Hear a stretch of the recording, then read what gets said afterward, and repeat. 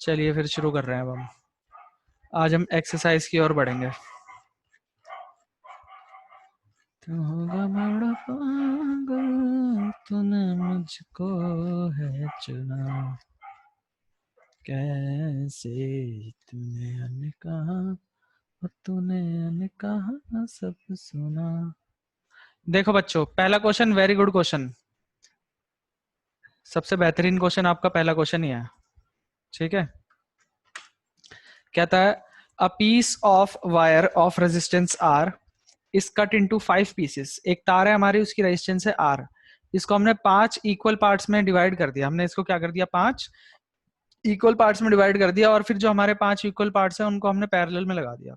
अब ये जो हमने इनको पैरेलल में लगाया, इसका इक्विवेलेंट रेजिस्टेंस, ठीक है, आर डैश दिया हुआ है, तो हमको बताना है ओरिजिनल रेजिस्टेंस के मुकाबले इक्विवेलेंट रेजिस्टेंस का रेशियो क्या आएगा। देखो मैं यहाँ पर आपको डायग्राम बना के दिखा देता हूँ। आपके पास पहले थी तार ये, ठीक है, ये आपके पास पहले तार थी। इस तार की जो रेजिस्टेंस है, इस तार की जो रेजिस्टेंस है वो है आपकी आर। इसके बाद क्या करा, इस तार को 5 बराबर हिस्सों में डिवाइड कर दिया, ऐसे 5 बराबर हिस्सों में, 2 3 4 5, और ये जो 5 हिस्से हैं, इन 5 हिस्सों को लगा दिया पैरेलल में। कैसे लगा दिया, इन 5 हिस्सों को पैरेलल में लगा दिया। ठीक है, समझ रहे हो ना, इस तार के 5 बराबर हिस्से करे और उन सबको किस में लगा दिया, पैरेलल में लगा दिया। अब कह रहा है इस तार की रेजिस्टेंस तो आर थी, और इन सब की जो टोटल रेजिस्टेंस आएगी, इन सब की जो इक्विवेलेंट रेजिस्टेंस आएगी, उसको हम आर डैश बोलेंगे।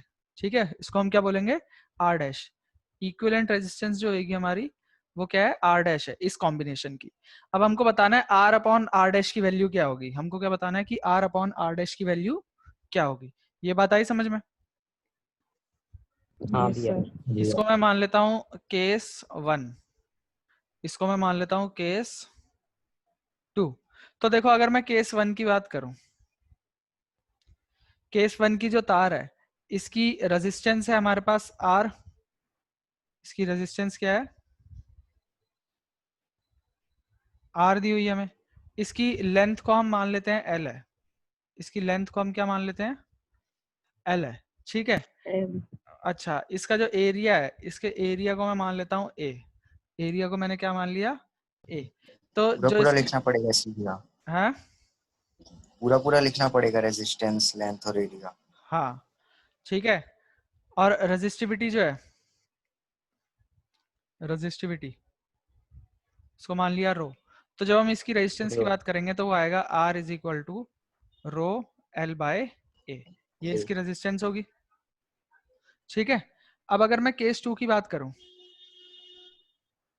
केस 2 में मैं अगर एक सिंगल पीस लूं, अगर मैं एक सिंगल पीस उठाऊं, अब मुझे एक बात बताओ, अगर इस पूरे तार की लेंथ एल है, तो ये जो इसके 5 बराबर टुकड़े करें, इनकी लेंथ, इसकी एल बाय 5, इसकी भी एल बाय 5, सबकी एल बाय 5 होगी कि नहीं होगी? हाँ भैया। तो अगर मैं बात करूं resistance of each piece, resistance of each piece, इसको हम मान लेते हैं क्या, क्या माने बोलो इसको, R/5 R1 मान R लेते हैं, R1 मान लेते हैं। R डैश तो वो है ना, इसको R1 मान लेते हैं। R डैश का मतलब तो टोटल रेजिस्टेंस है, इसलिए इसको R1 मान लेते हैं। अच्छा, लेंथ क्या होगी एक सिंगल पीस की, सिंगल पीस की लेंथ क्या होगी, L बाय 5 होगी कि नहीं होगी, हाँ भैया। है ना। अब मुझे एक बात बताओ, अगर मैं तार को काट देता हूँ, उसके टुकड़े कर देता हूँ, तो क्या उसकी मोटाई पे कुछ फर्क पड़ता है? मोटाई तो सेम ही रहती है नहीं ना। भैया, और जो नेचर होगा, जो हमारा नेचर होगा, वो भी क्या रहेगा, सेम ही रहेगा, है ना। यानी कि जो रेजिस्टिविटी होगी वो क्या रहेगी, रो ही रहेगी। तो अगर मैं R1 की बात करूं तो ये क्या होगा, रो L बाय 5 अपॉन ए, ये होगा कि नहीं होगा। यहां से मैं इसको ये बोल सकता हूं कि R1 is equal to 1 by 5 into rho L by A, ऐसे बोल सकता हूं। और ये मेरा क्या होगा, ये मेरा R है, तो इसको मैं R1 नहीं बोलूंगा, इसको मैं बोलूंगा R बाय 5। ये क्या है, R बाय 5। यानी कि कहने का मतलब ये है कि जो हर टुकड़ा है, जैसे इस पूरी तार की रेजिस्टेंस थी R, इस पूरी तार की रेजिस्टेंस क्या थी, R, और हर टुकड़े की रेजिस्टेंस क्या होगी, R/5। हर टुकड़े की रेजिस्टेंस क्या होगी, R/5 होगी। R/5। ये बात समझ में आई। इसको हम डायरेक्ट भी लिख सकते थे, इसको मैं बोल सकता था कि देखो बाकी सारी चीजें तो सेम है और लेंथ जो है वो क्या हो गई है, पहले के मुकाबले 1/5 हो गई है, तो हर टुकड़े की रेजिस्टेंस जो है वो भी क्या हो जाएगी, 1/5 हो जाएगी। इसको हम डायरेक्ट भी लिख सकते हैं, ये मैंने आपको समझाने के लिए बता दिया कि 1/5 क्यों होगी। अगर लेंथ देखो, अगर बाकी सारी चीजें सेम है, एरिया सेम है, रेजिस्टिविटी सेम है, सिर्फ एक लेंथ चेंज हुई है, तो आप क्या कर सकते हो ना, आप फॉर्मूले में कंपेयर कर सकते हो। अगर देखो ये भी कांस्टेंट है, ये भी कांस्टेंट है, तो हम सीधा बोल देते हैं R is directly proportional to L, है ना। अगर बाकी सारी चीजें कांस्टेंट है तो R is directly proportional to L। अगर लेंथ 1/5 हो जाएगी तो R भी क्या हो जाएगी, 1/5 हो जाएगी। आई बात समझ में। किसी भी फॉर्मूले में अगर बाकी सारी चीजें कांस्टेंट हो गई तो बची हुई दो चीजों को आप डायरेक्टली रिलेट करके काम कर सकते हो। आई बात समझ में। तो ये जो मैंने इतना लिख के दिखाया कि जो छोटे वाला हिस्सा है उसकी रेजिस्टेंस R/5 होगी, ये आप सीधा भी बोल सकते हो, ठीक है, कि लेंथ जो है वो 1/5 हो गई है हर टुकड़े की, तो जो रेजिस्टेंस है हर टुकड़े की वो भी क्या हो गई है, 1/5 हो गई है।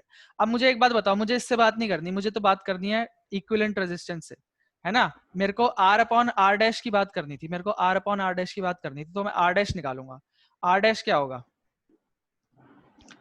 R' होगा हमारा, ये क्या है, इसकी रेजिस्टेंस क्या है, 1/R/5। इस वाले की भी क्या होगी, अब ये सारे के सारे सेम है कि नहीं है, इसकी भी लेंथ उतनी है, इसकी भी लेंथ उतनी है, इसकी भी लेंथ उतनी है, 2 3 4 5 टुकड़े हैं ना, सबकी रेजिस्टेंस यही होगी। हाँ भैया। अब Yes, इसको sir. मैं क्या लिख सकता हूँ, R' इज इक्वल टू, अब ये क्या है, सारे के सारे सेम है, इसको मैं लिख सकता हूँ 5 टाइम्स ऑफ 1/R/5, ऐसे लिख सकता हूँ इसको मैं। हाँ भैया। हाँ अगर ये भैया। सारी चीजें सेम है, जैसे 1/2 1/2 1/2 1/2 1/2, तो मैं लिख सकता हूँ 5 टाइम्स 1/2। अब ये फ्रैक्शन के नीचे फ्रैक्शन है, तो ये क्या हो जाता है, उल्टा हो जाता है, पलट देते हैं हम इसको, तो ये क्या हो 5/R जाएगा, हो जाएगा। 5/R हो जाएगा, है ना। अब मेरे को 25/R हो निकालना जाएगा। क्या है, मेरे को निकालना है R/R', क्या निकालना है मेरे को, R/R', तो R को मैं ऊपर ले जाऊंगा, R/R', ये मेरा क्या आ जाएगा 25/1, ये मेरा क्या आ जाएगा 25/1। ये आया समझ में बच्चों। ये कैसे करा समझ नहीं आया। ये R कहाँ गया भैया? ये जो R है डिवाइड में था, हाँ भैया। हाँ भैया। इधर मल्टीप्लाई में ले गया, मेरे को R/R' निकालना है ना, अच्छा अच्छा ठीक है। अच्छा। ठीक है। और 5 × 5 को 25 लिख दिया। R/R' का रेशियो निकालना था, तो इनमें से कौन सा ऑप्शन सही है, इसमें से डी ऑप्शन सही है, 25:1। तो एकदम बढ़िया क्वेश्चन है भैया। ठीक है, ये सबसे लगा लो इस चैप्टर का सबसे जो टिपिकल क्वेश्चन है, सबसे डिफिकल्ट टाइप का क्वेश्चन यही है। ये अगर समझ में आ गया तो हमारे सब कुछ सर हो ने गया। तो इसको छोटा सा करा दिया था, मतलब हाँ बताया नहीं था बड़ा देखो, करके। इसमें बस इतना वाला जो हिस्सा है, ये वाला हिस्सा, ये मैंने आपको समझाने के लिए बता दिया है। इस हिस्से को आप डायरेक्ट भी लिख सकते हो कि उसकी लेंथ 1/5 हो गई है, तो हर टुकड़े की जो रेजिस्टेंस है वो भी सीधा सीधा क्या हो जाएगी, ओरिजिनल के मुकाबले 1/5 हो जाएगी, और सीधा आप इस पे आ सकते हो। भैया हाँ, आपने इसमें जो केस 2 में R1 क्या लिया है? R1 मतलब जैसे आप कह रहे थे ना, जैसे मतलब ये दिखाने की जरूरत नहीं है, तो फिर उसमें उसमें नहीं बोलना पड़ेगा हमें कि resistance of each piece R1 है? हाँ, उसमें बोल देना कि लेट द, आप इसकी जगह ये लिख सकते हो, let the resistance of each piece be R1। उसके बाद आप बोलोगे कि since the length has become L/5 with all other quantities as constant, बाकी सभी चीजें क्या है, कांस्टेंट, तो आप सीधा बोल सकते हो, सो जो R1 है हमारा वो क्या होगा, पहली वाली रेजिस्टेंस का 1/5 होगा। ठीक है। अब हाँ। अगर ये बोल देता कि लेंथ जो है L/5 हो गई है और एरिया डबल हो गया है, तो फिर आप ये नहीं कर पाते, है ना। क्योंकि मैंने आपको क्या बताया, अगर आपका कोई भी फॉर्मूला है, जैसे आपका ये फॉर्मूला है, इस चीज को और इस सारी चीज को आप डायरेक्टली रिलेट तब कर सकते हो जब बाकी बची हुई सारी चीजें कांस्टेंट हो। जैसे हमने बोला था V is equal to IR होता है। अब अगर हम एक ही तार की बात कर रहे होते हैं तो रेजिस्टेंस कांस्टेंट हो जाता है, तो हम V और I को डायरेक्टली रिलेट कर सकते हैं। अगर करंट डबल होगा तो V भी डबल हो जाएगा। ठीक है। चलिए। चलो सेकंड क्वेश्चन देखते हैं। कहता है which of the following terms do not represent the electric power in a circuit. कहता है इनमें से कौन सा इलेक्ट्रिक पावर का फॉर्मूला नहीं हो सकता। ये मैंने आपके साथ डिस्कस करा था, है ना, कि इलेक्ट्रिक पावर के फॉर्मूले हम कैसे कैसे क्या क्या कर सकते हैं। तो आपको कुछ नहीं करना, फॉर्मूले में छेड़छाड़ करके दिखानी है बस इसको। देखो हमें पता है इलेक्ट्रिक पावर की बात कर रहा है, एक तो हमें पता है कि इलेक्ट्रिक पावर का फॉर्मूला क्या होता है, P is equal to V I होता है ना। तो इसका मतलब हाँ ये भैया। तो कहता है which of the following does not represent, तो ये तो कर रहा है हमारा, है ना, P is equal to V I, ये तो पावर का फॉर्मूला है। अब देखो इस V की जगह मैं ऐसे लिख सकता हूँ, V की जगह मैं आई आर लिख सकता हूँ, तो ये क्या हाँ हो भैया। जाएगा आई स्क्वायर आर हो जाएगा। ये हमारा कौन सा है, ऑप्शन ए है, तो ये भी हो सकता है ना। और देखो P is equal to V I है मेरे पास, इस V की जगह मैं सॉरी इस I की जगह मैं लिख सकता हूँ V by R, V upon R. तो ये क्या हो जाएगा V square by R. V square. ये हमारा कौन सा है, ये वाला है, तो बचा कौन सा, ये बचा, बस ये नहीं हो सकता, ये आपका करेक्ट ऑप्शन हो जाएगा। ठीक है, ये आया समझ में। हाँ भैया। हाँ भैया। Yes sir. ठीक है, अब देखो third question.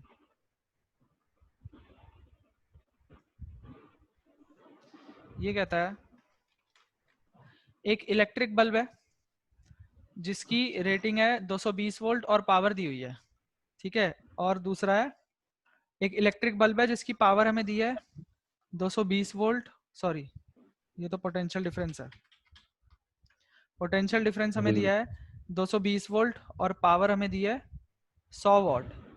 When it is operated on 110 volt, तो पावर क्या होगी। कहता है अगर मैं इसको 220 की जगह 110 वोल्ट पे ऑपरेट करूं तो इसकी पावर क्या होगी, तो इसकी पावर क्या होगी। अब देखो आपको फॉर्मूला पता है P is equal to V I होता है ना। हाँ हाँ भैया। भैया। आपको फॉर्मूला पता है कि P इज इक्वल टू क्या होता है, वी आई होता है कि नहीं VI। होता। अब देखो करंट की वैल्यू तो पोटेंशियल डिफरेंस के चेंज होने से चेंज हो सकती है, अलग अलग हो सकती है, पर जो हमारा डिवाइस होता है या जो हमारी तार होती है उसकी क्या चीज हमेशा सेम रहती है, रेजिस्टेंस सेम रहती है उसकी, उसकी क्या सेम रहती है हमेशा, रेजिस्टेंस सेम रहती है कि नहीं रहती, एक तार की या एक डिवाइस की।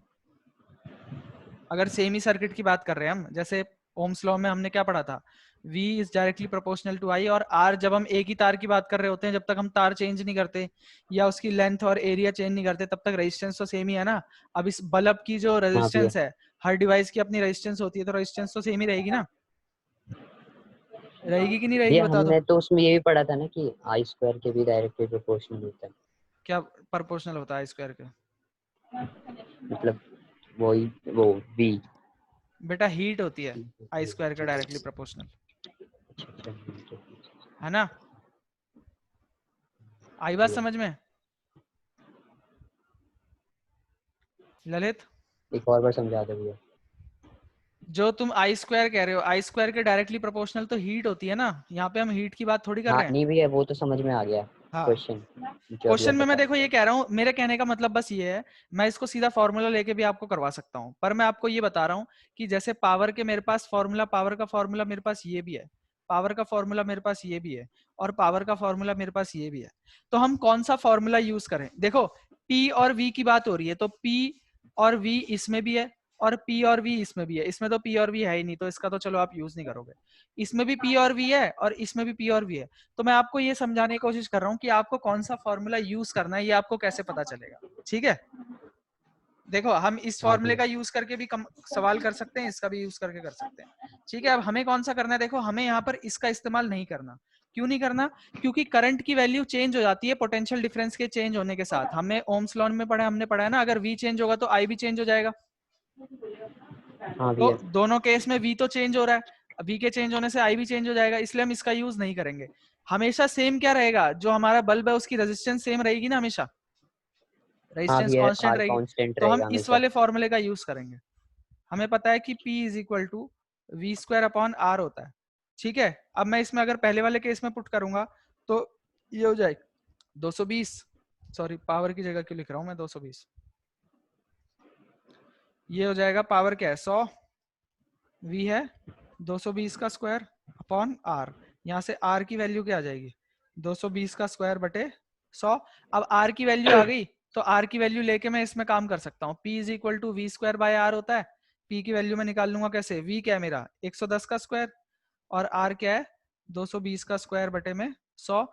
नीचे वाला फ्रैक्शन पलट देंगे हम, ये हो जाएगा 110 का स्क्वायर इंटू 100 बटे 220 का स्क्वायर। अब हमें पता है कि ये इसका डबल होता है ना, ये इसका क्या होता है, डबल होता है। तो अब या तो मैं इसको सीधा 1/4 लिख दूं, या फिर मैं इसको थोड़ा समझाने के लिए ऐसे कर सकता हूँ, 110 इंटू 110 इंटू 100 अपॉन 220 इंटू 220। ये क्या होगा, 1 जा 2 जा 1 जा 2 जा, ये 4 आया ऊपर 100 है, तो हम क्या बोल 25। देंगे 25 वॉट क्या होगी उसकी पावर होगी। ठीक है, ये आपका ऑप्शन नंबर डी सही हो जाएगा। अब देखो इसको आप एक और तरीके से कर सकते हो। मैंने आपको बताया था कि जैसे हमने ओम्स लॉ वाला क्वेश्चन करा था एक, जब हम एग्जांपल कर रहे थे, जब आर हमारा कांस्टेंट है तो हम इनमें डायरेक्ट रिलेशन निकाल सकते हैं। देखो हमें पता है कि पी और वी स्क्वायर है ना, हम सीधा बोल सकते हैं P1 upon P2 is equal to V1 V square upon V2 V square. R हमने हटा ही दिया, जो चीज कांस्टेंट होती है उसको हम सीधा हटा देते हैं, है ना। आई बात समझ में, ठीक है। हाँ भैया। तो P1 हमें क्या दिया हुआ है 220, P2 हमें क्या दिया हुआ है, P2 तो निकालना है, V1 कितना है, अरे यार मैं हमेशा पावर की जगह V क्यों लिख दे रहा हूँ, P1 है मेरा 100, V1 है 220 और V2 कितना है 110। इसको सॉल्व कर लेंगे तो भी हमारा यही आ जाएगा, ये P2 इधर चला जाएगा, ये हो जाएगा 100 इंटू 220 का स्क्वायर अपॉन 110 का स्क्वायर। देखो यही वाली चीज आ गई है, 100 इंटू 110 का स्क्वायर इंटू अपॉन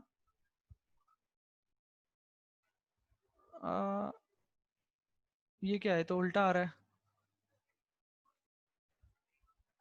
P2 इधर चला गया अगर मेरा मल्टीप्लाई में, अच्छा अच्छा ये 110 डिवाइड में है ना, तो ये मल्टीप्लाई में हो जाएगा,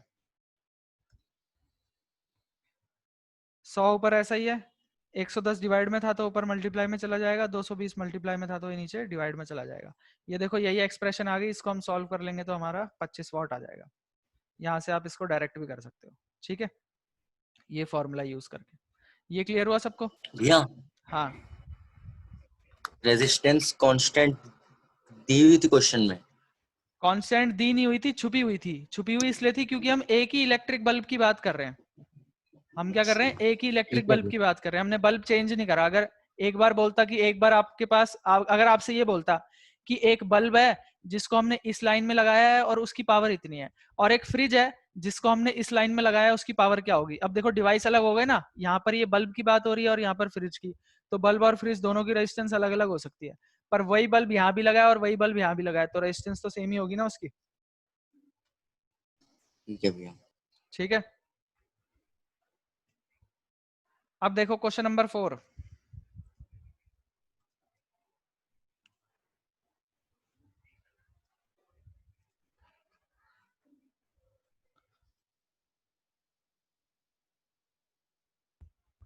हाँ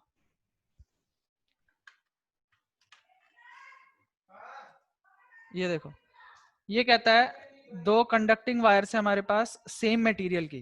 कैसी है ये, सेम मटेरियल की, इक्वल लेंथ है, इक्वल डायमीटर है। पहले इनको लगाया सीरीज में, उसके बाद इनको लगाया पैरेलल में। सेम पोटेंशियल डिफरेंस है, ठीक है। रेशियो ऑफ हीट प्रोड्यूस निकालना है हमें सीरीज में और पैरेलल में। हमको क्या निकालना है, रेशियो ऑफ हीट प्रोड्यूस निकालना है कि दोनों केस में हीट कितनी कितनी प्रोड्यूस होगी, ये हमको निकालना है। अब देखो पहले यहाँ पर थोड़ा सा डायग्राम बना के चेक कर लेते हैं। कहता है दो वायर है हमारे पास, same material, same length, same diameter, यानी कि रेजिस्टेंस को अफेक्ट करने वाले फैक्टर क्या होते हैं, एक तो रेजिस्टिविटी होती है, एक लेंथ होता है, एक एरिया होता है। कहता है सेम मटेरियल है यानी कि रेजिस्टिविटी सेम है, लेंथ भी सेम है हाँ भैया। और डायमीटर भी सेम है, तो एरिया भी सेम होगा, है ना। यानी कि हाँ मैं भैया। बोल देता हूं कि दोनों की रेजिस्टेंस आर आर होगी। दोनों की रेजिस्टेंस क्या होगी, आर आर होगी। हम बोल देंगे कि let the resistance of both wires be R each. ठीक है, लेंथ भी सेम है, एरिया भी सेम है, मटेरियल भी सेम है, तो दोनों की रेजिस्टेंस को मैंने मान लिया आर। अब पहले लगाया दोनों को सीरीज में, तो जब दोनों को सीरीज में लगाया तो टोटल रेजिस्टेंस क्या होगी, आर प्लस आर यानी कि 2R। और एक बार दोनों को लगाया पैरेलल में, तो उस केस में हमारी रेजिस्टेंस क्या होगी, 1/r + 1/r।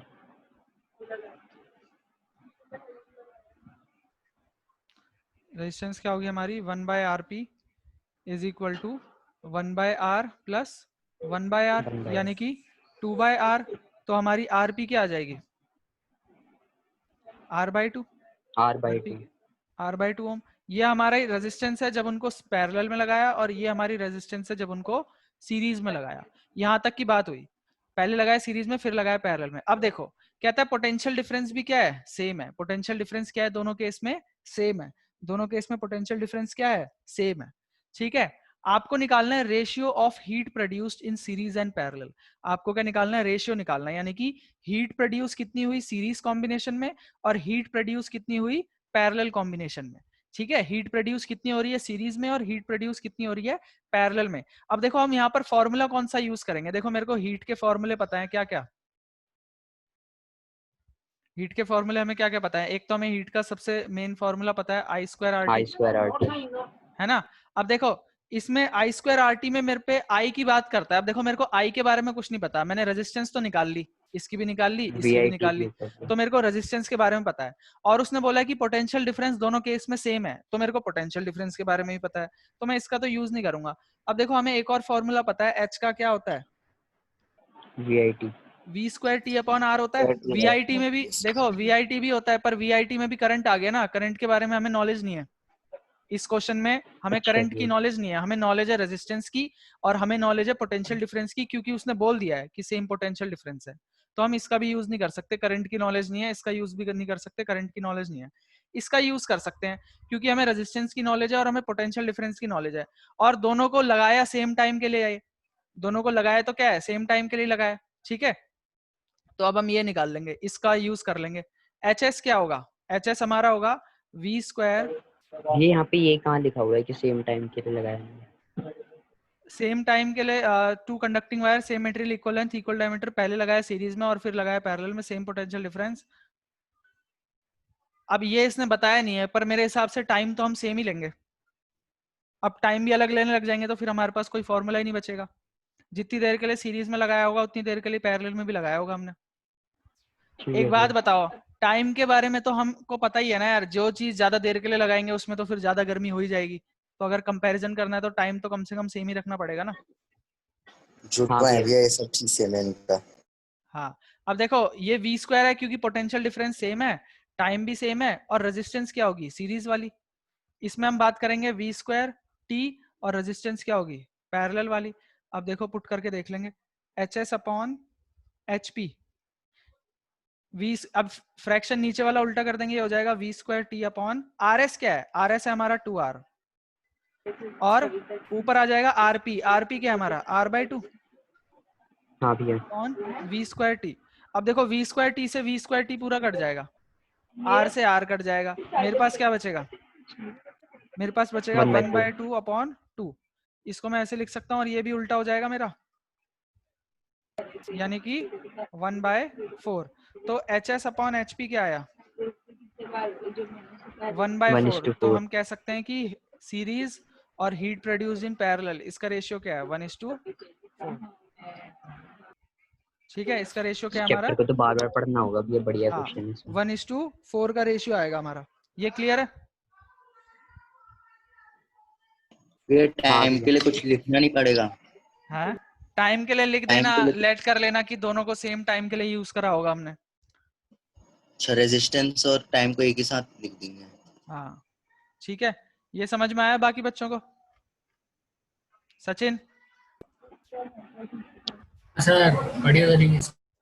चलो, कहता है how is volt meter connected in a circuit. Volt meter को हम कैसे लगाते हैं, पैरेलल में लगाते हैं, तो सीधा एक पॉइंट का आंसर है। ठीक है, अब देखो ये कहता है एक कॉपर वायर है जिसका डायमीटर दिया है, रेजिस्टिविटी दिया है, लेंथ बोल रहा है क्या होगी, और रेजिस्टेंस हमें दी हुई है। इसको भी कर लेते हैं,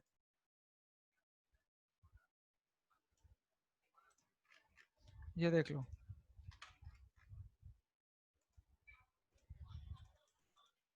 हाँ, कहता है कॉपर वायर है, इसका हमें डायमीटर दिया हुआ है, रेजिस्टिविटी दी हुई है, लेंथ पूछी है, रेजिस्टेंस दी हुई है। ठीक है, सबसे पहले तो हम इसकी बात कर लेते हैं। डायमीटर हमें दिया हुआ है 0.5 mm। अगर मैं इसको मीटर में लिखना चाहूंगा तो मैं इसको क्या लिख सकता हूँ, 0.5 इंटू 10 की पावर, अब देखो मिलीमीटर को -2 सेंटीमीटर में करने के लिए 10 से मल्टीप्लाई करेंगे और सेंटीमीटर को मीटर में करने के लिए 1/100 से करेंगे, ये मीटर में हो जाएगा। अब ये मेरा डायमीटर है तो रेडियस क्या होगा, इसको हटा के ऐसे लिख सकता हूँ, रेडियस मेरा क्या होगा 5/2 इंटू 10 की पावर 1 2 3 4 -4, -4 ये मेरा रेडियस आ गया, ये मेरा क्या आ गया, रेडियस आ गया। रेजिस्टिविटी मुझे क्या दिया 1.6 into 10 to the power -8 ohm metre. ठीक है, लेंथ मेरे को निकालनी है और रेजिस्टेंस दी हुई है 10 ओम। ठीक है, कहता है व्हाट इज द लेंथ, तो लेंथ निकालने के लिए हम इसका यूज करेंगे R is equal to rho L by A, इस फॉर्मूले का यूज करेंगे हम। R क्या दिया है 10, रो कितना है 1.6 into 10 to the power -8, L हमें निकालना है, एरिया क्या होता है पाई आर स्क्वायर। ठीक है, ये हो जाएगा 10 is equal to 1.6 into 10 to the power -8 into L upon pi की जगह मान लो क्या लोगे 3.14 ले लो। R क्या है, R है हमारा 5/2 इंटू 10 टू द पावर -4 का होल स्क्वायर। अब इस सवाल में कुछ भी नहीं बचा, ओनली कैलकुलेशन बची है इस सवाल में। L इज इक्वल टू क्या आ जाएगा, ये तो उसी एग्जांपल की तरह है जो हमने एक दिन करा। उसी एग्जांपल की तरह है ये हो जाएगा। अच्छा 5/2 को मैं 2.25 लिख सकता हूँ और 2.25 का स्क्वायर पता है मेरे को क्या होता है, नहीं सॉरी इसको मैं 2.5 लिख सकता हूँ और 25 का स्क्वायर क्या होता है 625 और 10 की पावर -4 ये हो जाएगा 10 की पावर -8 अपॉन 1.6 इंटू 10 की पावर -8। 10 की पावर -8 से 10 की पावर -8 कट जाएगा,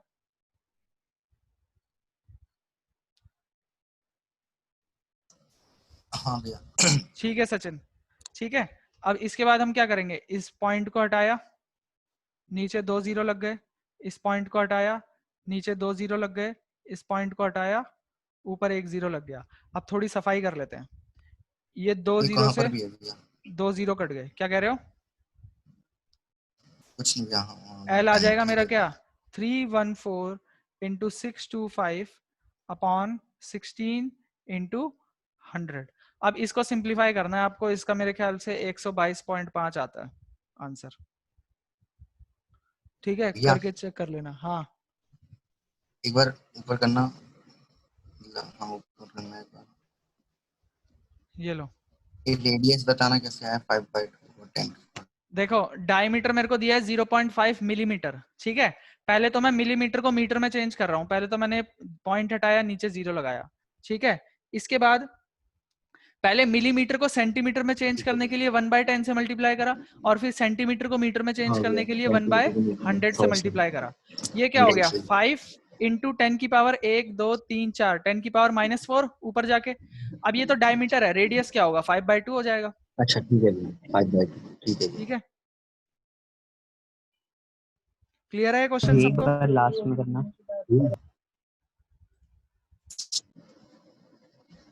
कुछ नहीं बच्चों नॉर्मल कैलकुलेशन है। हाँ हाँ अभिषेक,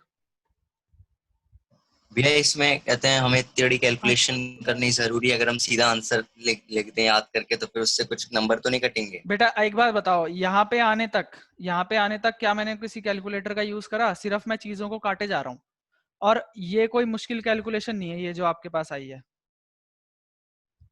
ठीक है, आप 314 को 625 से ये मल्टीप्लाई तो कर याद सकते का हो वक्त बन चुके हो गया। और फिर 16 से डिवाइड करना है आपको। ठीक है, क्लियर है, क्लियर है, बता दो यहाँ तक। हाँ भैया। ठीक है, फिर कहता है how much does the resistance change if the diameter is double. अगर हम डायमीटर को डबल कर देंगे तो रेजिस्टेंस पे क्या फर्क पड़ेगा, अगर हम डायमीटर को डबल कर देंगे तो रेजिस्टेंस पे क्या फर्क पड़ेगा। अब देखो हम चीजों को चेंज किस किस को कर रहे हैं, सब कुछ तो सेम है हमारा, हमने ना तो लेंथ को चेंज करा ना हमने तार को चेंज करा, हमने सिर्फ डायमीटर को डबल करा है। तो हम एक रिलेशन निकाल के देखेंगे, R is equal to rho L by A होता है ना, इसको मैं लिख सकता हूँ R is equal to rho L by हाँ भैया। पाई आर स्क्वायर, या मैं इसको बोल सकता हूँ रो L upon pi into d/2 का स्क्वायर बोल सकता हूँ। यहाँ से एक बात देखो, हाँ ये भैया। कांस्टेंट है ये भी कांस्टेंट है, ये पाई एक कांस्टेंट वैल्यू होती है और 2 एक नंबर है ये भी कांस्टेंट है।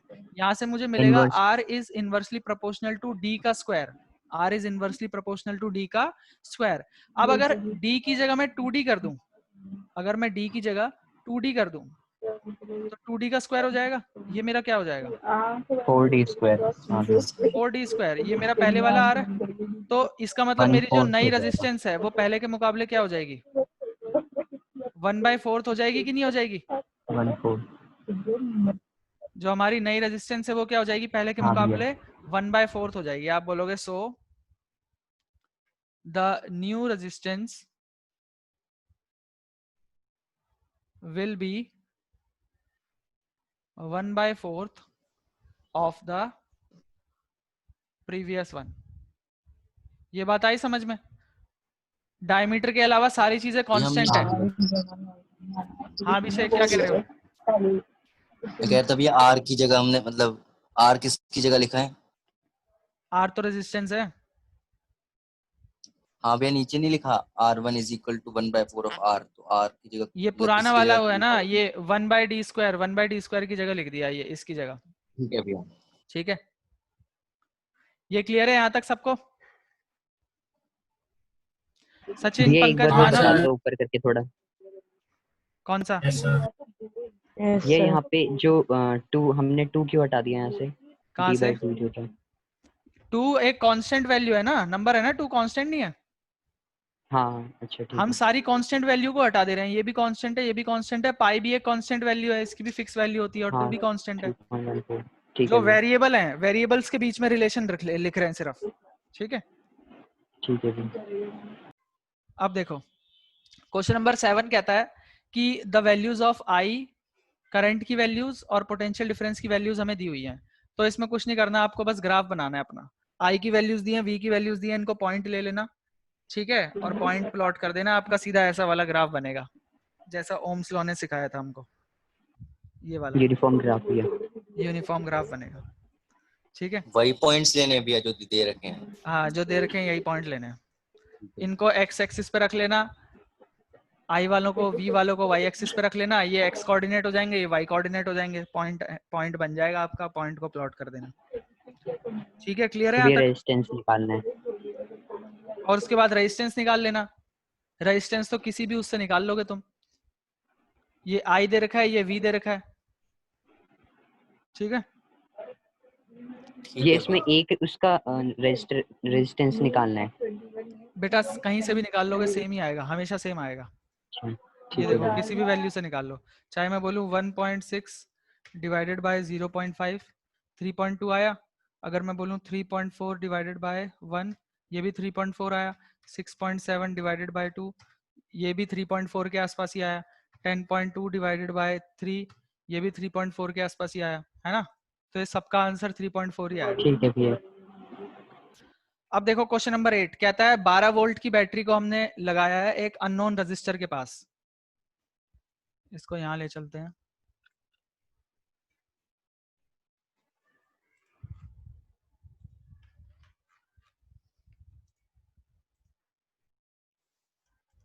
हाँ, अब देखो कहता है 12 वोल्ट की बैटरी हमारी, इसको हमने लगाया एक अननोन रजिस्टर के पास, करंट फ्लो करता हुआ हमको दिख रहा है, कहता है रेजिस्टेंस निकालो। तो इसमें तो कुछ है ही नहीं, मेरे को V दिया हुआ है, मेरे को I दिया हुआ है 2.5 मिली एम्पियर। तो मिली एम्पियर को मैं क्या लिख दूंगा सीधा 2.5 इंटू 10⁻³ एम्पियर। R निकालना है, V is equal to I R लगाऊंगा, फॉर्मूले में पुट करूंगा, R निकल जाएगा। क्लियर है? V भी दिया है, I भी दिया है। हो जाएगा भैया।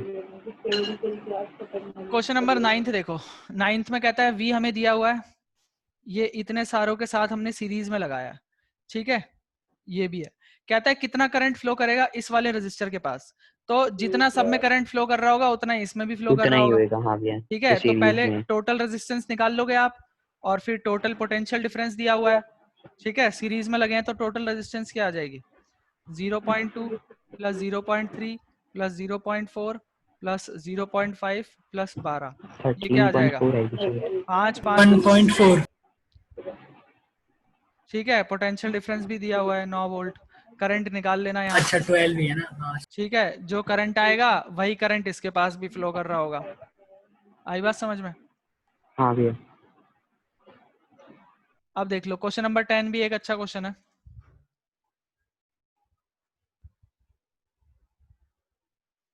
ये 2 लिख लेता हूँ एक बार में।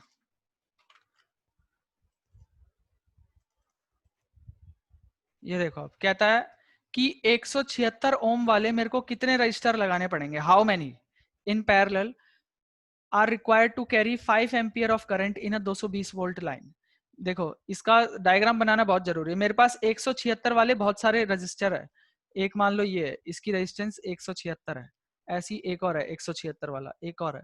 कह रहा है ऐसे 176 वाले कितने लगाने पड़ेंगे आपको पैरेलल में। अब हमें नहीं पता कितने लगाने पड़ेंगे, कहता है कितने लगाने पड़ेंगे आपको पैरेलल में ताकि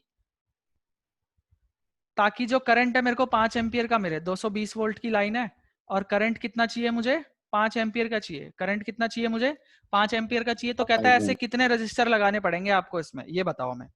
तो देखो मुझे टोटल पोटेंशियल डिफरेंस दिया है और मुझे टोटल करंट बता दिया है, टोटल करंट कितना चाहिए, है ना। मुझे टोटल पोटेंशियल डिफरेंस दिया हुआ है, बैटरी में लगा हुआ ये है, और टोटल करंट सर्किट में फ्लो होता हुआ मुझे कितना चाहिए मुझे वो भी पता है। तो मैं यहाँ से टोटल रेजिस्टेंस निकाल सकता हूँ कि नहीं निकाल सकता। हाँ भैया। क्या मैं यहाँ से टोटल रेजिस्टेंस निकाल सकता हूँ। ये हाँ हो भैया, जाएगी निकाल सकते हैं। 220/5, ये मेरी टोटल रेजिस्टेंस है। अब ये जो टोटल रेजिस्टेंस है ये मैं एक और तरीके से निकाल सकता हूँ, 1/R प्लस 1/R, ऐसा कितनी बार, अब हमें नहीं पता कितनी बार है ये। और इन सब की रेजिस्टेंस क्या है, इन सब की रेजिस्टेंस 176 है, इसकी भी 176 है, इसकी भी 176 है, ऐसे हमें पता नहीं कितने n टाइम्स है। ठीक है, अब देखो इसको मैं सेम वैल्यू आ रही है ना बार बार, इसको मैं ऐसे लिख सकता हूँ n इंटू 1/176। हाँ भैया। और RT की वैल्यू मुझे पता है 220/5, पता है ना। अब ये हाँ भैया। फ्रैक्शन मेरा उल्टा हो जाएगा, ये हो जाएगा 5/220, ये 176 इधर मल्टीप्लाई में आ जाएगा, this is equal to n। यहाँ से आपकी n की वैल्यू आ जाएगी। अब 22 का टेबल आता है किसी को, या 11 का तो आता होगा, 11 1 जा, हाँ 11 भैया। 6 जा, 11 2 जा, 5 1 5 4 4, तो n क्या आ 4 आ गया। गया। तो इसका मतलब हमें ऐसे 4 रजिस्टर लगाने पड़ेंगे। ये आया समझ में। देखो उसने क्या कहा था, टोटल पोटेंशियल डिफरेंस बता दिया था और बोल दिया था मेरे को टोटल करंट इतना चाहिए। तो हमने क्या करा, पहले टोटल रेजिस्टेंस निकाल ली सर्किट की कि कितनी बन रही होगी। टोटल रेजिस्टेंस ये बन गई, फिर हमने बोला टोटल रेजिस्टेंस तो हम एक और तरीके से निकाल सकते हैं, इस तरीके से। अब हमें ये नहीं पता रजिस्टर कितने हैं, तो हमने लिख दिया 1/176, 1/176 कितनी बार, n बार। तो n बार है तो मैंने इसको लिख दिया n टाइम्स 1/176। RT की वैल्यू ऊपर से पुट कर दी, सारे के सारे नंबर आ गए, बस एक ही वेरिएबल है, इस चीजों को इधर उधर ले आके इस वेरिएबल की वैल्यू भी ठीक है निकाल दी। भैया। ये क्लियर है सबको, अच्छा क्वेश्चन है अभी।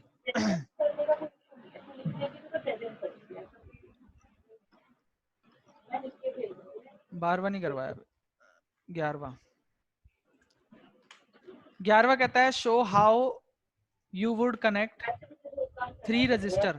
3 रजिस्टर को आपको लगाना है इस तरह, तीनों की रेजिस्टेंस है 6 ओम, तीनों की रेजिस्टेंस क्या है 6 ओम के 3 रजिस्टर है आपके पास।